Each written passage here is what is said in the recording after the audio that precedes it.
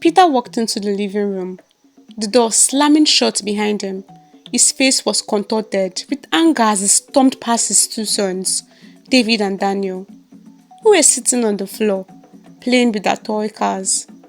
Stella emerged from the kitchen, holding a tray with his dinner, just the way he liked it, rice and stew. Stella, what is this? What is this nonsense, eh? This is what you do with my money. Peter's voice was a mixture of rage and disbelief as he pointed towards the boys. Stella blinked, startled by a sudden outburst. Peter, what are you talking about? What money? She asked, genuinely confused. Peter's eyes narrowed and he pointed at the plastic cups in the boys' hands. These new cups. I was away for work for only 2 days and you bought new cups? His voice rose with every word, his face flushed with anger. Stella sighed, realizing what had set him off. Peter, I didn't buy them, she explained calmly. The boys got them at their school end of the year party. They are just souvenirs. Peter's anger deflated almost immediately and a small reluctant smile crept across his face. He muttered, scratching his head. Okay. They are fine, no, he added, trying to dismiss his earlier outburst as if it never happened. Stella gave him a small smile in return, though a hint of sadness lingered in her eyes. She had grown accustomed to these sudden fits of anger over trivial things, but it still hurt each time. She turned back to the kitchen, her mind already on the chores she still had to complete before bed.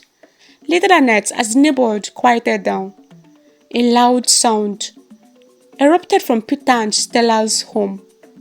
The sound pierced the silence, startling a few neighbors who were still settling in for the night. Stella, come here this instant! Peter's voice was full of fury as he stood in the bathroom, glaring at the soap dish. Stella rushed in, her heart pounding with worry. Peter, what is it? What happened? She asked, her voice trembling slightly. Peter pointed at the soap dish with a dramatic flourish. What happened to the soap that was here 2 days ago? He demanded. Stella looked at the soap, then back at her husband. Peter, the kids threw the old soap into the toilet while they were playing. I had to bring out a new one, she explained softly, hoping to calm him down. Peter's face twisted. What rubbish are you saying? The kids threw the soap into the toilet. He mimicked her in a high-pitched voice, mocking her explanation. Can't you rinse it and put it back? What sort of wastefulness is this? Stella's shoulders sagged as she realized this was going to be another one of those nights. Peter, it was already dirty. I didn't think it was hygienic to use it again, she said gently, trying to reason with him. Peter, however, was not in the mood to be reasoned with.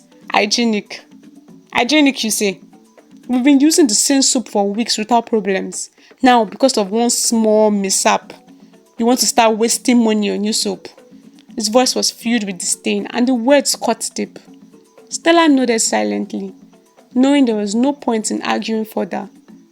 She turned to leave the bathroom, but Peter wasn't finished. Look at you, Stella, he said, his voice lowering, but no less venomous. You think money grows on trees, don't you? You think just because I work hard, you can go around spending recklessly? Stella paused in the doorway, her back to him. A wave of exhaustion washed over her. She had been dealing with these accusations for years, and they were wearing her down. She wanted to scream, to shout back, that she was the one who managed the household on a shoestring budget, while he lavished himself with the latest designer clothes and gadgets. But she couldn't, she just couldn't. This made Stella think back to a month ago, as Stella had sat on the edge of the bed, her hands trembling slightly, as she held the invitation in her hands. It was a formal event, a high-profile party, hosted by one of Peter's business associates, the kind of party she hadn't been invited to in years. She looked up at Peter, who was standing by the dresser, adjusting his cufflinks. Peter, this is wonderful, she said, her voice filled with excitement. We haven't been out together in so long. This would be a great chance for us to spend some time together. Peter glanced at her, his expression neutral. Yes, It's important for my work that you come with me. We need to present a united front. Stella's smile faltered slightly at his words, but she quickly brushed the feeling aside. This was a special occasion and she was determined to make the most of it. She stood up, walking over to Peter, her eyes shining with hope. Peter, she began hesitantly. I was thinking, since it's such a special event, maybe I could get a new dress, something nice, so I can look my best for you. Peter paused, his hand still on his cufflinks. He turned to face her, his brow furrowing. A new dress, he repeated, as if the idea was foreign to him. Yes, Stella said, her voice soft but earnest.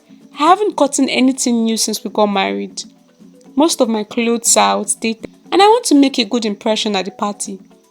Peter's expression hardened. We have talked about this, Stella.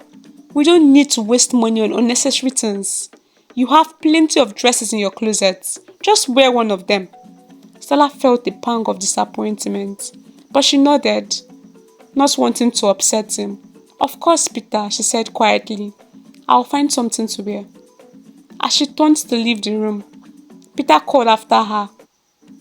And make sure it's something modest. I don't want you drawing too much attention to yourself. Stella swallowed the lump in her throat and nodded again before heading to her closet. She went through the rows of clothes, her fingers brushing against the fabrics that had once made her feel beautiful, but now they felt warm and outdated. A far cry from the elegant gowns she knew the other women would be wearing.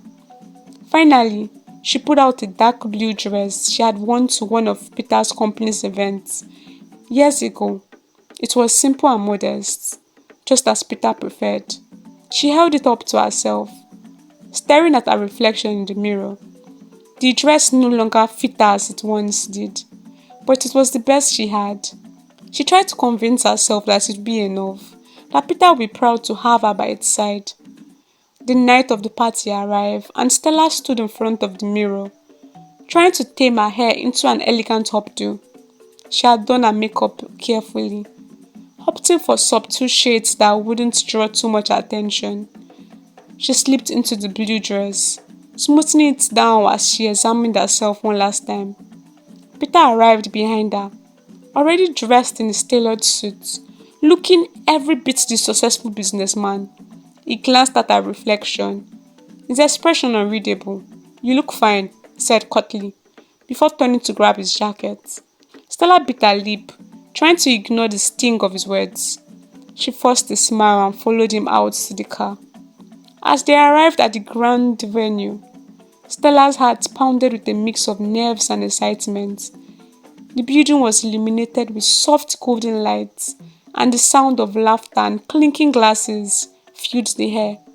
Peter stepped out of the car, straightening his tie before offering Stella his arm. She took it, feeling a small surge of pride. Despite everything, she was his wife, and tonight she would be by his side. But as they walked into the lavish ballroom, Stella's confidence began to wane. The room was filled with elegantly dressed women in designer gowns, their hair perfectly styled, their jewelry sparkling under the chandeliers.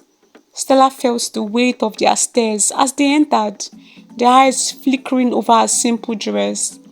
With barely concealed judgment, Peter immediately began to mingle with his colleagues, introducing Stella to several important people. This is my wife, Stella, he said, his voice devoid of warmth. Stella smiled politely, extending her hand to the people Peter had introduced her to. But as she did, she could hear the whispers that followed them. Is she his maid? That can't be his wife. She looks so plain, almost like she doesn't belong here. She's definitely not dressed for the occasion. Stella's cheeks burned with shame, and she fought the urge to turn and flee. She glanced at Peter, hoping for some reassurance, but he was too engrossed in conversations to notice her discomfort. The evening dragged on, with Peter moving from one group to another, barely acknowledging Stella's presence.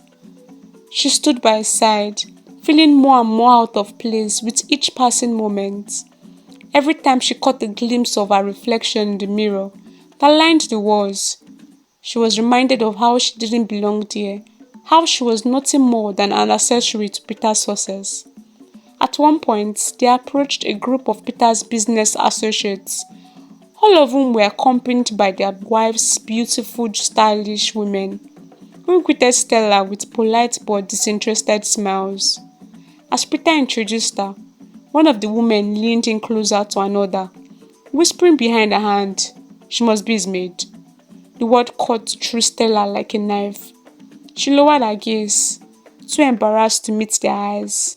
She wanted to disappear, to melt into the floor and escape the humiliation. Peter continued to talk to business partners, his arm wrapped loosely around her waist. To him, she was just another prop in his carefully curated image. As the night wore on, Stella's discomfort grew. She could feel the stares, the judgment, and the pity in the eyes of those around her. The party, which she had once looked forward to, had become a nightmare. She longed to go home, to shed the dress that now felt like a prison, and to hide away from the world. When the night finally ended, Peter drove them home in silence. He didn't notice the tears that had welled up in Stella's eyes, or the way her hands clenched in her lap as she stared out the window. All he cared about was the successful night he had just had, the deals he had closed, and the connections he had made. As they pulled into the driveway, Peter finally spoke. "You were quiet today," he said, his tone more a statement than a question. Stella nodded, not trusting herself to speak without breaking down. She knew that if she did, the dam holding back her emotions would burst. And she couldn't let Peter see that. Not now, not when she already felt so small. "Good," Peter said, misunderstanding her silence. "It's better that way. You didn't distract from the important things." Stella's heart ached at his words, but she kept her face composed, nodding again. They went inside, and Peter immediately headed to the bedroom to change out of his suit. Stella lingered in the hallway, staring at her reflection in the mirror by the door. The woman who looked back at her was a shadow of the person she used to be, faded, worn, and defeated. She turned away from the mirror and went to the bedroom, where Peter was already climbing into bed, his back to her. She changed out of the dress, carefully hanging it back in the closet, where it would likely stay for another few years.